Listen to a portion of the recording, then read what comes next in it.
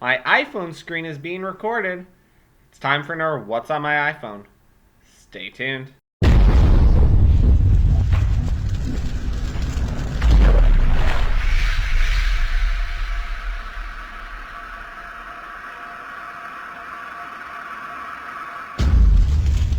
So let's get started with what is on my iPhone. The first app is Calendar, stock app. I'm not going to do too much information on that. Then we get into my first folder, which is my camera folder. This is where my Photos app is and my Camera app is. But it also includes Filmic Pro and Afterlight. Filmic Pro is probably one of the best video recording apps out there on the iPhone. And Afterlight is a good photo editing app on the iPhone as well. Then we have the weather. I do like to know what the weather is quite frequently, although I don't usually go into the weather to check the weather. I usually use Siri for weather, but it is one-tap access to that app as well. Then I have my navigation folder. So if I'm out and about and I need directions, I have two apps. I have Apple's Maps app and I have Google Maps. If there's ever a discrepancy between one or the other, I have both. I'm good. I remember when iOS 6 came out, there was this big thing about maps, but it seems to have been cleared up. And Google Maps does the job quite nicely, and I can use either one.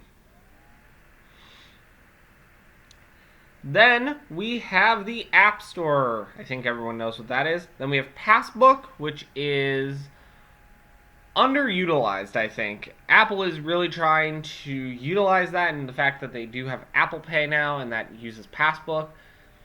But in terms of the rewards and loyalty cards, I do feel that is underused.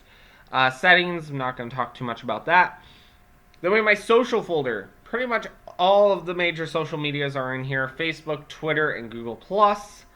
Starting to get into Google Plus more. Not a huge fan of Google Plus, but it's growing on me in the sense that I'm starting to use it more. Then we have my notes folder. This is where Evernote is and the Scannable application is. I did video review on Scannable not too long ago. There will be a link to it in this video's description, as well as an annotation appearing somewhere on the screen.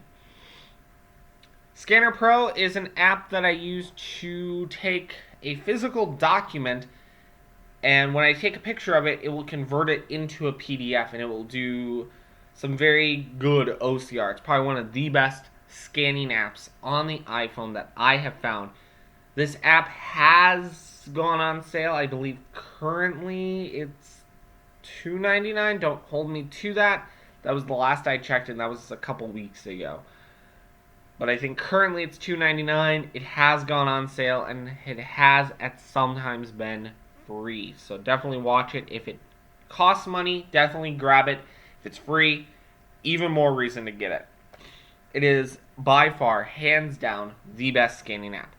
Then we have Dropbox. Dropbox, for those of you who don't know, it's a file storage system. You can store documents in the cloud. I'm sure most of you know what Dropbox is. Best service ever. I've had an account for years with them. I have more storage on Dropbox than I care to admit sometimes. But that is Dropbox, and that's where it lives on my iPhone. Then I have Prismo. Prismo is an OCR app. It will do optical character recognition. Haven't really used it too much. I think when I got it, it was free, so I just went ahead and grabbed it. Then my travel folder. I've got TripIt, I've got the My Disney World Experience app, and the Fuel Finder application. I've had more travel apps in here to when I do stuff with airlines. I usually have the airline apps in here, or FlightTrack Pro has been in here in the past. It's those apps come and go as I need them. Right now I've just got it down to those three key applications. Then I've got Remote, which is an Apple-made app because I have Apple TVs. Then I have my entertainment folder. So in here I've got Hulu Plus, YouTube, and Netflix. For music, I've got Spotify, Pandora, and Music, probably two biggest streaming services, plus iTunes Music. 1Password, I'm sure most of you know it's a password management system that I actually paid a lot of money for. The app is now free. The actual software package is not. Very easy to use application. Uh, Apple Store is a great app if you actually go to the Apple stores, which I do quite frequently for Genius Bar appointments or for buying stuff in the Apple Store. That is a great resource app to have in pocket. You can check yourself into the Apple Store for an appointment or even make the appointment right on your phone. It's dirt simple to use that app. Doodle is a service that I'm going to be doing a video on here, not probably within the next week or so. And it's an app that allows you to schedule meetings, but it does it in a very unique way in that it pulls everyone. I'll definitely be doing an app or a review on it because it's also a website and it ties into the website, so I don't want to dive too deeply into that app without demoing the service itself. Asana is my to-do list manager. Shot Lister is when I do my short films. In kind of replaced for me the old traditional way of doing shot listing, which was just pen and paper or just some text document on my computer. This is a very dynamic way to see your shot list in real time. Apps Gone Free, it gives me a daily list of a couple apps that have dropped in price to free. That, hey, these apps are now free. Definitely go check those out. What the Font is an app that I'll use if I want to know what kind of font something was in. Sometimes I see a font that I really like and I want to know what it is. I can take a picture of some text. It will OCR it and figure out what font best matches that font. Locker Gnome ties back to Chris Pirillo. If you don't know who he is, you haven't searched anything on YouTube. Definitely check him out if you haven't seen him already. Extras are pretty much all of the stock applications that Apple gives you that I never use, or I use them but I don't use them in the outright sense of actually opening these apps, so they live in this folder. Anything from Compass, Podcast, Calendar, Calculator, iBooks, the Health app, the new Apple Watch app, which will work with the Apple Watch. I have no plans currently to be getting an Apple Watch, but if I ever decided to get an Apple Watch, I could use it. But again, it's one of those apps you can't delete it, so it just lives in that extras folder. Tapple app I use when I'm at the gym. It's a very basic app. Essentially, it will track how many laps you've done, and it will track the distance you've done per lap. It's kind of cool. It's a very basic app, but it is nice because I am one of those people that I will forget to count. So just being able to tap a button really quick and know what lap I'm on, really nice and easy. Socrative, I don't use this as much as I used to. This app, it's essentially, think of it like the old clickers. Like when a teacher would ask you a question and go, here are they'll ask you a question and they give you the 4 possible answers, and then you could punch a button and it would send the response to the teacher. That's what this app does in a very high-tech way. It uses the iOS device as the clicker, using the student app, and then there's also a affiliate teacher app that works with it as well. I don't use that often, but it's nice when I'm doing lectures. I can tell people download the student app, and we could use the Socrative software to do a quick poll. It's really cool. Ocho is an app I just discovered it not too long ago. I have not played with it as much as I'd like to. Definitely want to get into it. It looks really cool. It's a really cool social media type thing that I've been playing with. Haven't really understood it to the full extent. All I remember is that it's 8 seconds, and that's why it's called Ocho. Paper Karma, probably hands down the best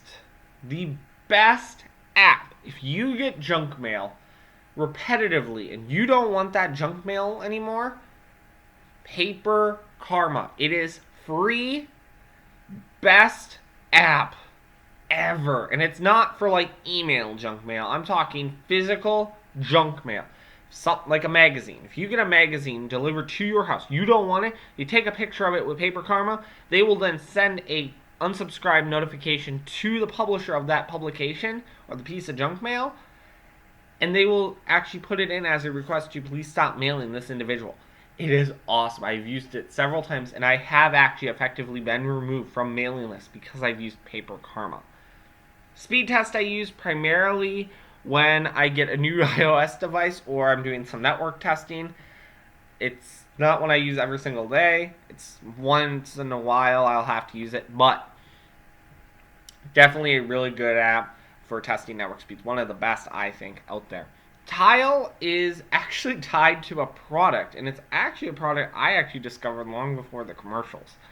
You've probably seen the ads for it. It's those little white tiles, and it's the world's lost and found service. It's the world's version of Find My iPhone. I have one on my dog. I have one on my keys. I've got them on a ton of stuff. So it's really quick, really easy to add a tile to your device, and then you can see your device or your item in the app, and you can make it play a sound. It's all sorts of cool stuff you can do. Keynote is Apple's version of PowerPoint. I'm not going to go into that too much. Papa John's, self-explanatory. Deliveries is an app that I use when I'm actually expecting packages. I actually used it for tracking this iPhone. When I ordered my iPhone 6, I got the tracking number, put it into Deliveries, and I was able to track it in every step of the way. Next up is Flight Track. Flight Track is one of the best flight tracking apps out there.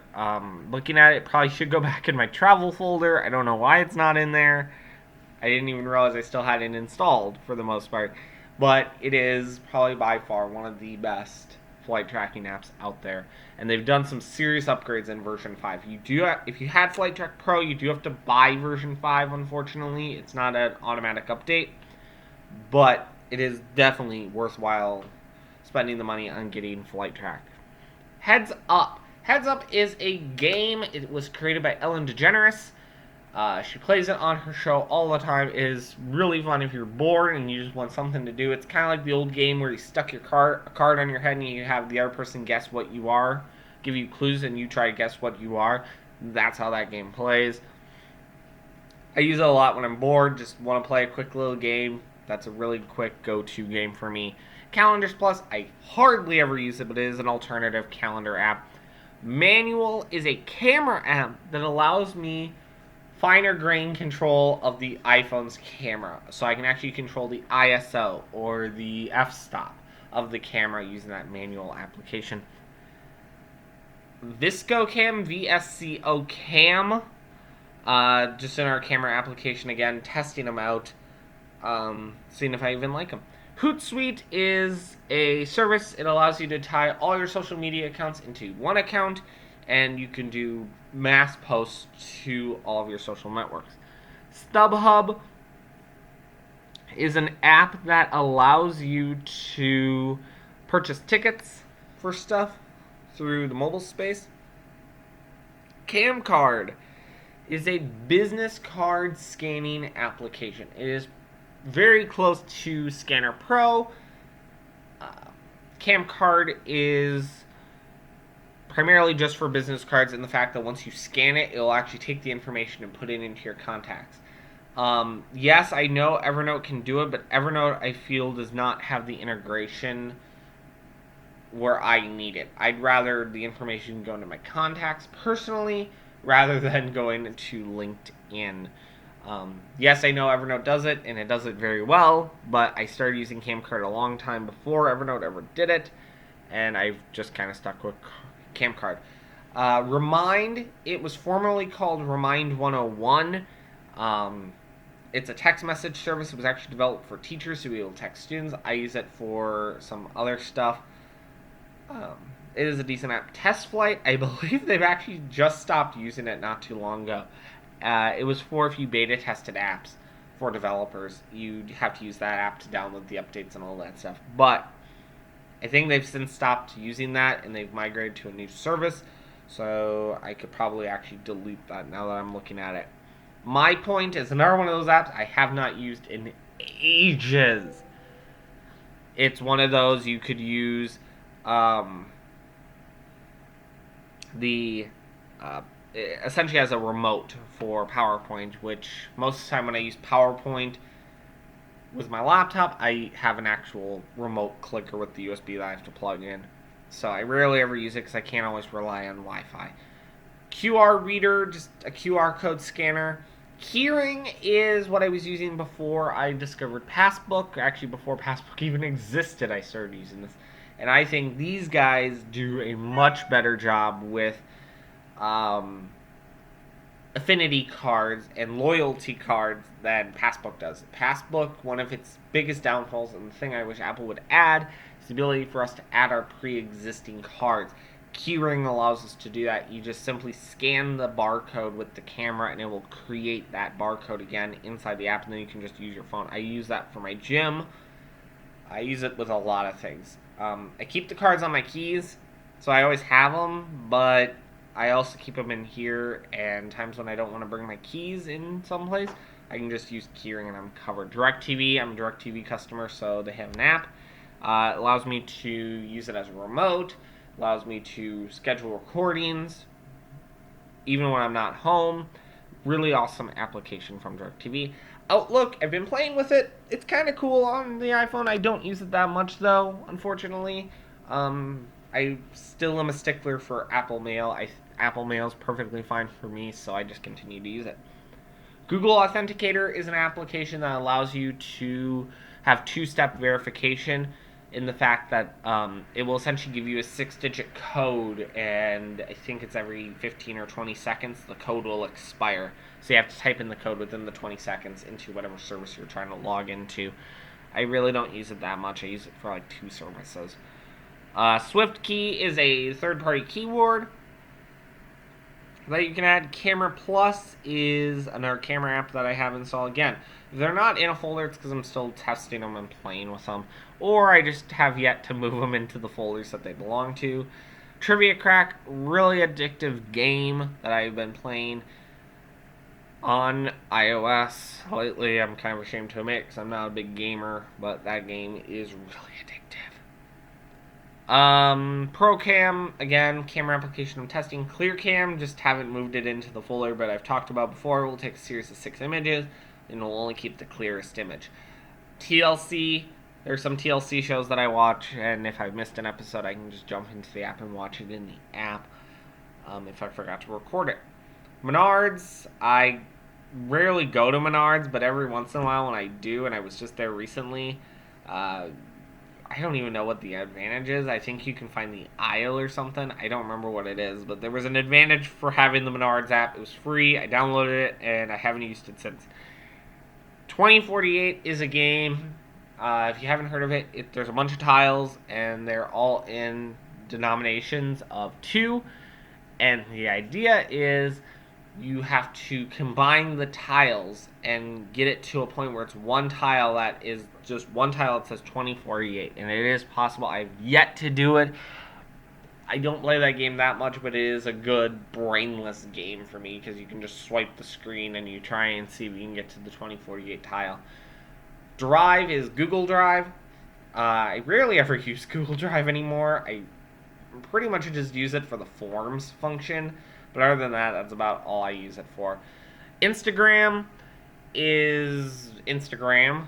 If it used to be called IFTTT, if this then that, it's kind of a programmer for beginners. You can write little codes and it will do different actions based on the code.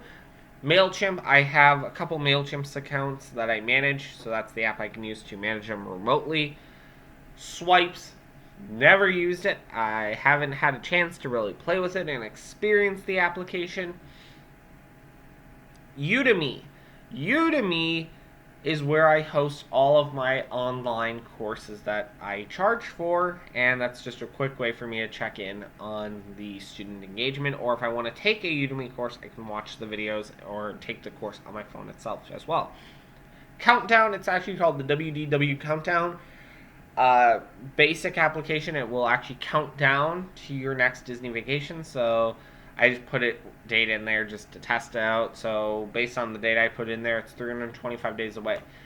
DPoint is an app, if you are a Disney Vacation Club member, you will use, because it will actually do point calculations for you, and it will figure out how many points you need to go on whatever trip you're planning on going on. Do button, do camera, and do note all go together. Are actually all part of IFTTT, or if. They are very base. They tie into that service. So I plan to make a folder for those. I just haven't done it yet. Light meter. Essentially, it will, by using the camera, it will gauge how much light is in the room. It will tell you how to set your camera. It will give you the quick settings for it. Hopper is an app I just discovered. It essentially will you set a destination that you want to go from here to here. So for me, it would be my hometown to, let's say I wanted to go to Florida. I put in Florida. It will tell me currently the price would be this, but we're predicting within the next X amount of days it will drop to this, and it will notify me when the price does hit that rock bottom, so I know to buy my airline tickets. Really cool notification system. I wish that app had been around much earlier in life. Redbox, I think everybody knows what that is. Option type, never used it. Tie right, I struggle at tying ties, and it's just a quick app that I can view how to tie a tie on. The Voice, I watch NBC's The Voice, and I like to play along. It's kind of fun to play along with The Voice as I'm watching it live on television. It is very much an interactive type of app, so it knows when the show is actually airing, and you can't really use it much outside of watching the show. Temple Run Oz. Big fan of Temple Run, always have been. It's a mindless, brainless game. That's just the one from when they did Oz the Great and Powerful. But I have played classic Temple Run. I do like both those games. Off is a way I can turn my computer off remotely with my iPhone. It's kind of cool. Kind of dorky, but it is really cool. Watch Disney and Watch Disney XD.